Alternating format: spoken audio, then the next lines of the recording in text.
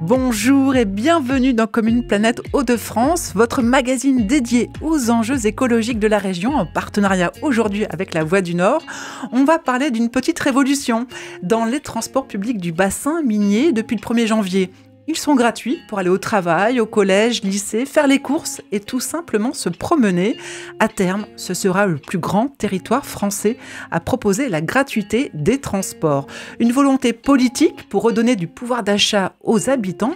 Il s'agit aussi d'inciter davantage à une mobilité plus durable versus la voiture. Mais plusieurs questions se posent. D'un point de vue écologique, est-ce réellement efficace ? Quelles sont les conditions pour que ça fonctionne et à quel prix ? Ce magazine a été préparé avec Thomas Évrard, journaliste à la Voix du Nord. Bonjour Thomas. Bonjour Anne. Et nous sommes ravis d'accueillir dans les studios de RCF à Lille, Christophe Pilch. Bonjour. Bonjour. Vous êtes le président de l'agglomération d'Hénin-Carvin et maire PS de Courrières. Et nous aurions dû recevoir Vanessa Delevoye, directrice de l'Observatoire des villes du transport gratuit, qui a suivi par ailleurs la mise en place de la gratuité des transports à Dunkerque. Mais elle a la grippe et nous lui souhaitons un bon rétablissement. Alors la France compte déjà une 50aine de villes qui ont opté pour la gratuité partielle ou totale des transports en commun, une tendance depuis les années 70. Thomas, présentez-nous les contours du projet du bassin minier qui va se faire en 2 étapes. Oui, alors en 2026, plus d'1 million d'habitants sur les 6 que comptent les Hauts-de-France vivront dans un territoire où le bus est gratuit. Un chiffre impressionnant que l'on doit au basculement des agglomérations de Lens, Hénin et Béthune en janvier prochain. Elles constitueront alors le plus grand réseau de transport public gratuit de France devant Montpellier. Ce changement a déjà commencé puisque depuis le début de l'année, les habitants du Lensois et du Héninois peuvent demander un remboursement intégral de leur abonnement.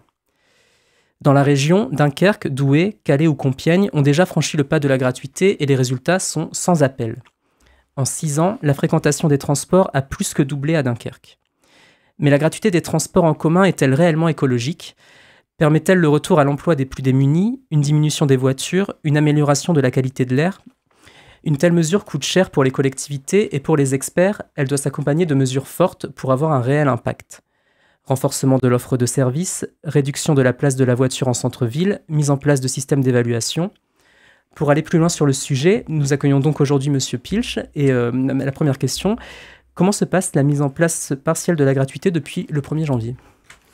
Pour l'instant, plutôt bien, puisqu'on est sur une phase intermédiaire, puisque là, on rembourse aujourd'hui les abonnements pour cette année 2025, et on aura une gratuité totale, c'est-à-dire qu'on pourra monter dans un bus sans titre de transport tout à fait librement à partir du 1er janvier 2026. Donc les premiers chiffres sont plutôt encourageants.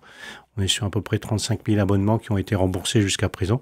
Donc voilà, c'est encourageant, mais voilà, ça démarre tranquillement. Sur un total de combien annuellement, habituellement, il y avait combien d'abonnements Alors aujourd'hui, c'est ce qui nous a aussi poussé à mettre en place cette gratuité. C'est plutôt un état d'esprit. Hein. On avait la possibilité de mettre en place la gratuité grâce à la nouvelle délégation de service public que l'on a signée avec nos agglomérations voisines. Et puis, nous, à l'agglomération d'Hénin-Carvin, on a pris la décision parce qu'on s'était aperçu à travers un projet de territoire que l'on a adopté à l'unanimité il y a quelques années, en début de mandat, en 2021, que les problèmes de mobilité étaient réels, que ce soit pour accéder à un emploi ou accéder à un service public. Et donc, quand cela a été rendu possible par la nouvelle délégation de service public, on a fait voter cette décision et elle a été acceptée à l'unanimité et on l'a mise en place. Moi, je suis ravi, c'est que les collègues de Lancy-Évin et d'Accabaler ont aussi après décidé d'y passer rapidement, ce qui permet d'avoir un périmètre intéressant. C'est 600 000 habitants et 3 agglomérations qui sont couvertes aujourd'hui. Alors, c'est un projet qui est pas simple. Comment ça se prépare au sein des 3 agglos ? Il a fallu prévenir la population, il a fallu communiquer, il a fallu peut-être anticiper aussi certains aspects logistiques. Nous, on a clairement communiqué depuis maintenant un peu plus d'1 année, fortement, à travers les réseaux sociaux, à travers le réseau de bus, à travers tous les supports de communication qu'avait notre communauté d'agglomération. Donc ça s'est plutôt bien passé, la formation est bien passée. Et puis maintenant, c'est le bouche à oreille qui fonctionne aussi. Et aujourd'hui, on le voit, même si on a encore un besoin d'accompagner la population dans la démarche transitoire, c'est-à-dire le remboursement des abonnements et l'achat de ceux-ci, ça se passe plutôt bien. Alors, la question quand même, c'est de se dire, qu'est-ce qui a motivé? Alors, vous avez parlé du fait que vous souhaitiez aider les gens à revenir à l'emploi. Mais est-ce que derrière tout ça, il y a eu des motivations un peu écologiques derrière ce projet? Je le disais tout à l'heure, c'est plutôt un état d'esprit. Nos bus n'étaient pas très fréquentés. Donc, je veux dire, si aujourd'hui la région parisienne décidait de la gratuité des transports, à mon avis, ça serait un réel manque à gagner pour les collectivités. Chez nous, aujourd'hui, le transport en commun était peu utilisé. Et donc, pourquoi eh bien, alors est-ce que c'était la question du coût, même s'il est minime, puisque un abonnement sur une année fait quand même un peu plus de 300 €. Donc on peut estimer que c'est une charge importante pour certains ménages. Mais en tout cas, voilà, on avait un transport public peu utilisé, et puis parce qu'il y avait quand même des critères sociaux qui étaient proposés. Bien sûr, pour les personnes âgées, pour les moins de 25 ans, tout ça, c'était déjà des choses qui existaient. Donc la démarche est d'autant plus facile que les recettes n'étaient pas forcément en face. Et donc, on s'est dit, voilà, on constate quand même une difficulté de mobilité de nos populations pour accéder, je le disais, à l'emploi ou aux services publics. Et puis, la facilité d'y passer, puisque en termes de recettes, de toute façon, on ne pouvait pas espérer grand-chose. Donc voilà, c'était l'opportunité que cette nouvelle délégation de services publics nous a offert, qui nous a fait passer la gratuité.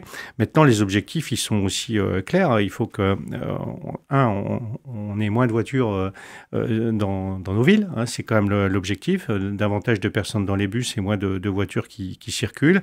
Donc, c'est aussi cet aspect écologique du passage à la gratuité qui a été évoqué. Et puis, c'est aussi du pouvoir d'achat pour les personnes qui pourront désormais se déplacer totalement gratuitement, avec aussi en ligne de mire un projet sur lequel on travaille maintenant officiellement, qui est le CERM, hein, donc l'ancien réseau express Grand Lille, qui est donc ce lien ferré qui doit normalement voir le jour entre Lille et l'ex-bassin minier. Ouais, mais alors ça, c'est le vrai serpent de mer. Entre nous, on en parle depuis des années. Il ne cesse d'être reconfiguré. Est-ce que vous pensez que ça va aboutir, ça ? Personnellement, je suis optimiste parce que moi, j'ai participé au débat public sur le réseau Express Grand Lille puisque j'étais à l'époque élu régional. Aujourd'hui, il y a au moins une chose à constater, c'est que les collectivités se sont déjà engagées financièrement sur les études qui vont être menées sur le projet. Donc opérationnellement, aujourd'hui, vous avez des bureaux ici à Lille avec des personnes qui travaillent. Les collectivités se engagent financièrement sur le paiement des études. On est quand même sur un volume d'études conséquent, hein, puisqu'on est à peu près 50 millions d'euros d'études qui vont être engagées sur le CERM, et avec une mise en service programmée dans les 15-20 ans. Voilà. Donc, moi, je suis plutôt optimiste. Et en plus, je l'ai vécu ce matin pour venir jusqu'à chez vous. C'est toujours pour le aussi coup, compliqué. Aujourd'hui, ça a été, mais on a eu un accident juste tôt ce matin et qui rendait l'autoroute inaccessible. Et puis, à certaines heures, on peut facilement mettre plusieurs heures pour arriver jusqu'ici. Donc, c'est absolument nécessaire. Alors, vous évoquez un objectif écologique en disant on va réduire la place de la voiture. Et c'est bien parce qu'on sait que les voitures émettent des gaz à effet de serre et c'est à l'origine du réchauffement climatique. Mais il y a des experts, notamment de l'Observatoire des villes du transport gratuit, qui disent c'est bien de vouloir réduire la voiture et de mettre des transports gratuits, mais s'il n'y a pas des mesures contraignantes, ça ne marche pas. Alors, est-ce que vous, aujourd'hui, au niveau du bassin minier, pour accompagner cette gratuité des transports, vous avez déjà imaginé des dispositifs pour réduire cette place de la voiture ? Alors, c'est difficile parce qu'on est sur un territoire où on a vécu depuis toujours le tout-voiture. Tout a été fait pour qu'on puisse utiliser sa voiture et faire marche arrière aujourd'hui, c'est difficile parce que ça nécessite un apprentissage et une sensibilisation importante. Je pense que ce qui peut jouer réellement pour inverser la tendance, c'est qu'on ait réellement un réseau de bus performant. C'est-à-dire qu'il soit facile à prendre, gratuit, facile à prendre, et surtout avec des dessertes qui soient intéressantes pour l'usager. Et donc, c'est aussi maintenant à nous de faire en sorte que ce réseau s'améliore. Alors même si on avait ça en tête avant, puisque avant il était payant et donc l'usager était en droit de demander à ce qu'il soit le plus performant possible. Mais aujourd'hui, avec cette gratuité, on sait qu'on va forcément avoir un bilan à faire assez vite, et il faut qu'on développe ce réseau de bus le plus vite possible. Et est-ce que vous avez d'autres mesures que vous comptez prendre pour réduire la place de la voiture en centre-ville au-delà de la gratuité des transports? Toutes les communes, nous, notre agglomération, c'est 14 communes aujourd'hui. Et pour me déplacer pas mal dans cette période, dans les communes, à la période des vœux, on s'aperçoit que beaucoup de communes s'engagent notamment sur les modes doux. Et donc, voilà, réellement aujourd'hui, le développement du transport public, l'aménagement de nos voiries et pour laisser une place aux piétons et aux vélos, voilà, tout ça, c'est des choses aujourd'hui qui se mettent en place, même si j'ai conscience que le travail est encore énorme et qu'on part de très loin là-dessus. Alors, Thomas, en préparant ce dossier, on s'est rendu compte aussi qu'il y a eu l'opposition politique au projet. Peut-être que vous pouvez développer, Thomas? Oui, en fait, donc il y a une opposition qui a été très marquée par le maire de Béthune, Olivier Gacquer, qui est aussi président de la communauté d'agglomération de Béthune-Bruay. Notamment, il oppose l'argument que le territoire de Béthune-Bruay serait plus rural, donc moins bien desservi, et que il y aurait une injustice finalement entre les habitants de ce territoire et ceux de Lens-Liévin et Hénin-Carvin, qui sont plus urbains. Du coup, qu'est-ce que vous répondez à cet argument? Moi, j'ai entendu le maire de Béthune dernièrement applaudir aussi pour la ville de Béthune, puisqu'il reconnaît que ce service de bus gratuit pour les habitants de Béthune est une chose plutôt positive. Maintenant, c'est vrai qu'on n'est pas tous concernés de la même façon. Moi, j'ai 14 communes avec une densité de population importante et une commune rurale hein, qui est Bois-Bernard sur notre agglomération. Lui, il en a davantage et donc il ne faut pas l'oublier. Mais je pense que c'est à nous aussi maintenant d'inverser la tendance et de démontrer que même dans la ruralité, il y a des moyens aussi, par ce réseau de bus, de les transporter et de leur faire bénéficier du service. Alors là aussi, sur notre agglomération, on est en train d'y travailler. Ça passe par le Hallobus ou des choses comme ça, avec des bus à la demande ou des navettes à la demande. C'est quelque chose qui peut être développé aussi sur l'agglomération voisine. Alors après, tout ça, c'est une question de coût et donc il faut simplement y travailler. Et vous êtes toujours sur RCF dans votre magazine Comme une planète Hauts-de-France avec Thomas Évrard de La Voix du Nord. On parle des nouveaux transports gratuits aujourd'hui dans le bassin minier et leur impact écologique. Et puis avec notre invité, bien sûr, Christophe Pilch, président de l'agglomération d'Hénin-Carvin. On parlait effectivement de certaines villes qui ont du mal à suivre le projet comme la ville de Bruay. On peut entendre quand même le fait que ça coûte cher aussi, un tel projet. Et peut-être que certains se disent, c'est comme 20 millions d'euros, alors pour démarrer, parce que je crois qu'il y a 10 millions d'euros pour financer le nouveau projet, puis ensuite il y aura 10 millions d'euros annuels. Certains peuvent dire, oui, mais peut-être qu'on aurait pu allouer ce budget sur d'autres projets, peut-être d'autres projets écologiques ou imaginer d'autres dispositifs. Ça aussi, on est venu vous enligner sur cet aspect-là? C'est un choix politique. Et donc, il faut rappeler peut-être une chose, c'est que on a un comité qui réunit donc nos 3 agglomérations, celle de la Cabalère, donc anciennement Béthune-Bruay, celle de Lens-Liévin et celle d'Hénin-Carvin. On a des élus qui siègent au sein d'un comité syndical Artois Mobilité. Et donc, les décisions sont prises au sein de ce comité. Et là, la gratuité, elle a été votée. Et donc, clairement... on ne revient plus dessus. La gratuité, elle a été votée et très largement, et donc elle est mise en place et on fait en sorte que ça fonctionne. Je le répète, en étant attentif aussi aux demandes des uns et des autres pour faire en sorte que ce réseau il touche le maximum de personnes dans le périmètre concerné. Alors, on va se tourner vers Dunkerque, parce que Dunkerque a mis en place le dispositif il y a 7 ans. Et on est allé voir un élu de l'opposition, Thomas. Oui, donc on va écouter Claude Nicollet, qui est donc élu de l'opposition à Dunkerque, où a été mis en place le transport gratuit en 2018. On lui a demandé si la mesure avait permis de réduire la place de la voiture en ville depuis 7 ans. On écoute sa réponse. Oui, mais sauf qu'elle a augmenté les problèmes de circulation. Le report modal, à mon sens, n'est pas suffisant. Alors le report modal, c'est-à-dire les gens laissent leur voiture chez eux pour prendre le bus. Mais il est pas suffisant. Il devrait être encore supérieur. Je suis pas totalement persuadé que ça réduise la pollution liée aux voitures, j'entends. Hein. Objectivement, si on avait des données un peu plus précises, je crois que ce serait une bonne chose. Parce que on voit bien à Dunkerque, 7 ans après, il n'y a toujours pas eu de mesures quantitatives sur l'impact d'un tel projet, alors que annuellement, je crois que c'est près de 50 millions d'euros qu'il faut débourser tous les ans. Alors, je pense qu'il n'y aura pas de souci. Je pense que la fréquentation va être en hausse, comme partout dans toutes les autres villes qu'on a évoquées. Mais au-delà de ça, une telle mesure a un coût. Et est-ce que vous avez prévu aussi de mesurer tous les impacts pour justifier en fait le renouvellement du budget et pour dire que oui, ça marche?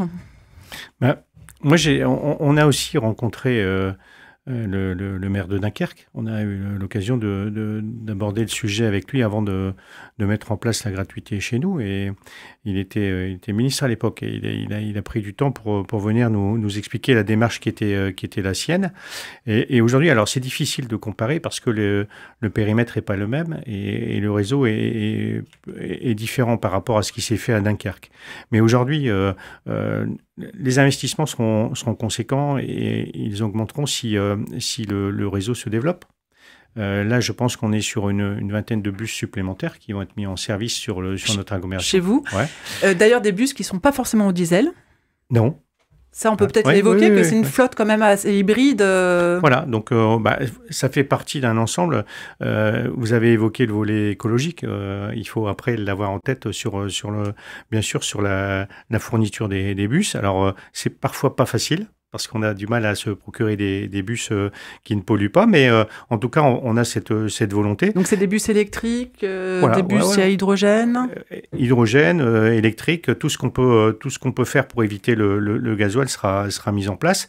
Maintenant, on a aujourd'hui une vingtaine de bus supplémentaires qui viendront alimenter la flotte existante.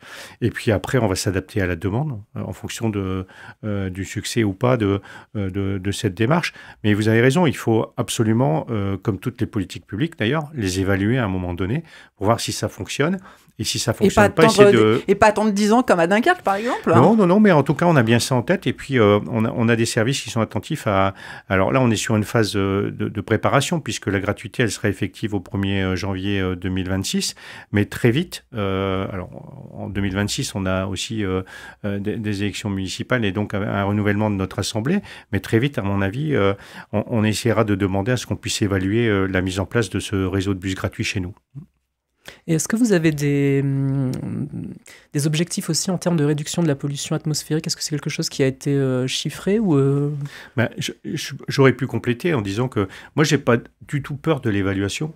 Quand je le disais, quand on est élu, on fait des choix, c'est des choix politiques, on les assume, et il faut aussi savoir dire si ça a marché ou si ça n'a pas marché, et remettre en cause certaines politiques s'il le faut. Moi, je suis pas inquiet là-dessus, puisque on voit aujourd'hui le démarrage, il est plutôt encourageant, et je pense que même si on sera peut-être pas au 100% des objectifs que l'on s'est fixés, mais à mon avis, globalement, la démarche, elle sera à mon avis plutôt positive, et je le répète, si c'est des bus électriques ou à l'hydrogène qui circulent et moins de voitures dans les rues, ça sera de toute façon positif. Alors, justement, comment avez-vous travaillé avec Tadao, avec Artois Mobilité, surtout, qui est le gestionnaire des transports, pour inciter les gens à prendre davantage le bus? Vous avez travaillé sur les amplitudes horaires. Vous nous avez déjà dit qu'il y aura plus de bus. Mais globalement, comment avez-vous revu l'offre de services? Là, nous, on est surtout attentif aux demandes des maires dans leur commune. Moi, donc ça, le travail, il n'a pas encore été fait? Ah si, puisque on a eu chez nous quand même l'installation du bus au niveau de service, hein, qui a été aussi une petite révolution et qui fait qu'aujourd'hui, à côté de ce BHNS, on a besoin de renforcer l'offre autour du BHNS. Le BHNS, c'est-à-dire? Le bus à haut niveau de service. Alors, ça veut dire quoi, ça? C'est simplement une ligne de bus qui permet de se déplacer à des fréquences plus régulières et surtout plus rapprochées sur un parcours donné pour desservir des pôles d'attractivité du territoire. Alors là, je reviens à ce que je disais il y a quelques minutes. Si je prends l'exemple de ma commune, on n'était pas concerné par le BHNS, l'arrivée de ce bus gratuit. On a, nous, localement fait des demandes donc à Artois Mobilité qui sont aujourd'hui en cours de réalisation. C'est-à-dire qu'on va avoir une ligne nouvelle qui va desservir la commune avec là aussi des fréquences augmentées et des voiries qui seront dédiées pour que le passage des bus se fasse plus facilement. Donc voilà, c'est chez nous aussi des évolutions en cours. Et puis, on s'adapte aussi à la demande des utilisateurs. Voilà, on a parfois, et j'ai eu l'exemple dernièrement, des parents d'élèves qui sont venus nous voir en disant écoutez, on ne comprend pas parce que le bus qui passe là au coin de la rue, il n'est pas adapté pour permettre à nos enfants d'aller au collège. On soumet tout ça à Artois Mobilité, on en discute et si c'est possible, on modifie à ce moment-là ou les horaires ou on les adapte et on essaie de répondre à la demande. Tout ce travail-là, il est fait dans chaque commune. Je l'ai dit, on a une commune rurale qui est Bois-Bernard. Le maire de Bois-Bernard dit écoutez, moi j'ai été favorable à la gratuité, mais aujourd'hui j'aimerais bien qu'on n'oublie pas ma commune dans ce réseau de bus qui se met en place et on est en train de travailler aussi pour lui permettre d'offrir un service à sa population. Alors qu'il ne peut pas être au niveau de la ville d'Hénin-Beaumont, de Carvin ou de Courrières, mais qui permettra quand même d'avoir un service amélioré sur sa commune. Et vous parliez des transports à la demande tout à l'heure. Il y a eu des améliorations aussi sur ce système. Oui, bien sûr. Là, voilà, on répond à la demande des élus localement. Et puis, enfin, je veux dire, les élus siègent au sein de ce comité syndical. Et donc, naturellement, aujourd'hui, quand on se lance sur des projets comme celui-là, on doit être attentif aux demandes pour faire en sorte qu'on mette tous les atouts de notre côté et que ça soit une réussite au bout. Mais Christophe Pilch, les experts de l'Observatoire à nouveau de la ville des transports gratuits disaient, notamment dans cette conférence au Louvre-Lens au mois de novembre à laquelle j'ai pu assister sur ce sujet, que pour accompagner un peu l'aspect écologique de la gratuité des transports et notamment pour réduire la place de la voiture, alors il faut des démarches incitatives, donc le bus gratuit, et des démarches un peu contraignantes, comme réduire le nombre de places de parking, création de voies réservées pour les bus, réduire la vitesse de la voiture en ville. Est-ce que ce genre de mesures font partie aussi du projet ou c'est un peu trop sensible à un an des élections municipales ? Moi, je n'ai pas d'état d'âme, je vous l'ai dit, c'est plutôt un état d'esprit qui nous anime. Mais là, on est sur des prérogatives qui sont liées aux maires. Et donc, sur tous ces sujets-là, c'est les maires qui décident Mais les maires font partie du comité mixte d'Artois Mobilité. Ils ne siègent pas tous. Ils ne siègent pas tous. Voilà. Et donc, après, c'est des discussions qu'on a localement avec les élus pour faire en sorte que... un exemple précis, on a aujourd'hui des lignes de bus qui se mettent en place et on doit leur permettre de circuler avec le plus de rapidité et de facilité possible. On est en train de discuter avec des communes notamment sur la possibilité de mettre des feux rouges qui permettent de réguler la circulation des voitures et de laisser passer les bus en priorité. Ça, c'est des choses que l'on regarde aujourd'hui systématiquement. Et après, moi, je suis d'accord avec vous, mais je rappelais tout à l'heure qu'on part de très loin sur ce sujet. Et on avait vraiment, nous, une agglomération et un territoire où on était à 200% sur la voiture. Tous les trajets se faisaient en voiture, même les plus petits. Et donc, aujourd'hui, arriver à changer ça, c'est vraiment un travail de longue haleine et ça ne va pas se faire en quelques mois. Eh bien, c'est la fin de notre émission. Merci beaucoup, Christophe Pilch, président de l'agglomération des Nains-Carvin. Merci beaucoup, Thomas Evrard. Merci à toi. Journaliste à La Voix du Nord. On a évoqué les nouveaux transports gratuits dans le bassin minier et leur impact écologique.